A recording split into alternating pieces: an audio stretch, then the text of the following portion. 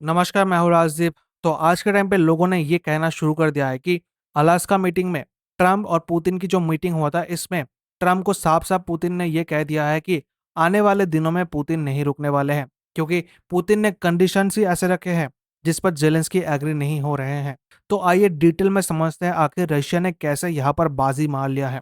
But आगे बढ़ने से पहले आप सभी को बताना चाहूंगा कि जिन्होंने भी अभी तक चैनल को सब्सक्राइब नहीं किया है, आप सब्सक्राइब कर लीजिए daily current affairs related videos पाने के लिए। और साथ ही हमारे टेलीग्राम चैनल को भी आप ज्वाइन कर सकते हो, लिंक इन द डिस्क्रिप्शन। तो आप सभी जानते हैं कि 15 अगस्त को ट्रंप और पुतिन के एक हाई स्टेक समिट होता है यूएस के अलास्का में, जहां पुतिन ने ट्रंप के आगे कई डिमांड्स रखे हैं। अगर ट्रंप चाहते हैं कि यहाँ कॉन्फ्लिक्ट रुक जाए तो ट्रंप को रशिया की बात माननी होगी। अब बात करते हैं डिमांड्स की। देखिए, सबसे पहले पुतिन ने यह डिमांड रखा है ट्रंप के आगे कि यूक्रेन कभी भी नेटो ज्वाइन नहीं करेगा और ना ही किसी भी मिलिट्री अलायंस को यूक्रेन ज्वाइन करेगा।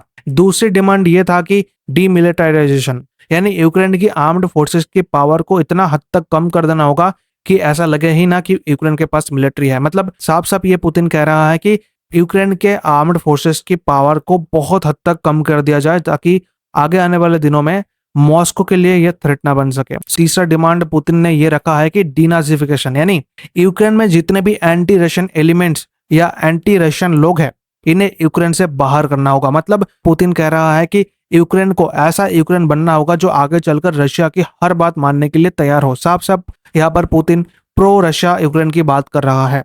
पुतिन ने यहाँ पर यह डिमांड भी रखा है कि जो क्रीमिया रीजन है, जिसको रशिया ने 2014 में एनेक्स कर लिया था, मतलब ऑफिशियली अपना पार्ट बना लिया था, अब पुतिन चाहते हैं कि दुनिया इसे ऑफिशियली रिकॉग्नाइज करे, क्रीमिया को as a part of Russia.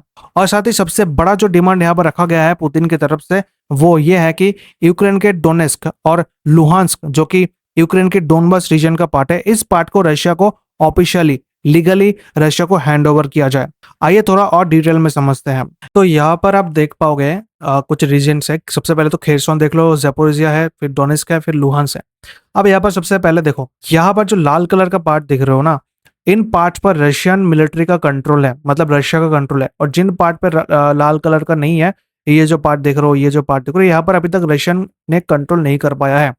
तो रशिया का यही कहना है कि अगर ये जो डोनेस्क वाला एरिया है और जो लुहांस्क है, ये दोनों पार्ट अगर रशिया को दे दिया जाए तो खेरसोन और जो ज़ेपोरिजिया पार्ट में रशियन मिलिट्री है, ये आगे मूव नहीं करेगा, क्योंकि आज के टाइम पे रशियन मिलिट्री बहुत तेजी से आगे की तरफ मूव कर रहा है रशिया की डिमांड मानकर। ये जो डोनेस्क वाला एरिया है और जो लुहांस्क वाला एरिया है, ये अगर रशिया को दे दिया जाए तो रशिया खेरसोन और ज़ेपोरिजिया में आगे मूव नहीं करेगा। बट यह कॉन्स्टिट्यूशन ऑब्लिगेशन आ जाता है, मतलब यूक्रेन की कॉन्स्टिट्यूशन ये अलाउ ही नहीं करता है कि यूक्रेन कभी भी अपनी जमीन को किसी भी कंट्री को दे दे। अगर ऐसा करना है तो रेफरेंडम करके यूक्रेन की जनता से वोट करवाकर अगर मेजोरिटी चाहे तो ऐसा पॉसिबल होगा, अदरवाइज ऐसा नहीं होगा। और इसी की बात यूक्रेन के प्रेसिडेंट जेलेंस्की ने ट्रम्प को बोला है। साथ ही जेलेंस्की ने यह भी बोला है कि यूक्रेन कभी भी डोनबस नहीं छोड़ेगा, क्योंकि अगर आप देखें तो डोनबस रीजन यूक्रेन का इंडस्ट्रियल हार्टलैंड है। यहाँ coal factory, heavy industry, energy power house है यूक्रेन का।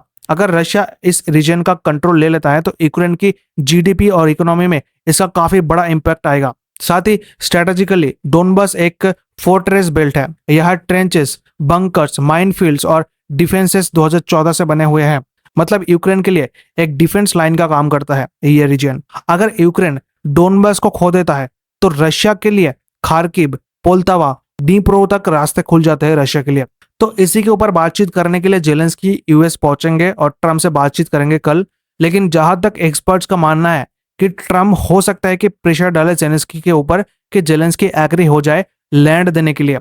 और कहीं ना कहीं इसमें भलाई यूक्रेन की ही होगी, क्योंकि अगर यहाँ पर रशिया को रोका नहीं जाता तो आगे चलकर रशिया और ज्यादा लैंड कब्जाएगा यूक्रेन की, जिससे लॉन्ग टर्म में यूक्रेन को और ज्यादा लॉस होगा।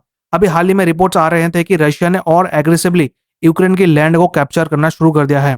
तो ओवरऑल अभी सिचुएशन ऐसा बन चुका है कि क्रिस्टल क्लियर दिख रहा है कि रशिया इस कॉन्फ्लिक्ट में काफी आगे है। बात बाकी इसके ऊपर आप क्या कहते हैं नीचे कमेंट सेक्शन में जरूर बताइए। वीडियो को लाइक कीजिए, शेयर कीजिए और चैनल को सब्सक्राइब कीजिए। धन्यवाद।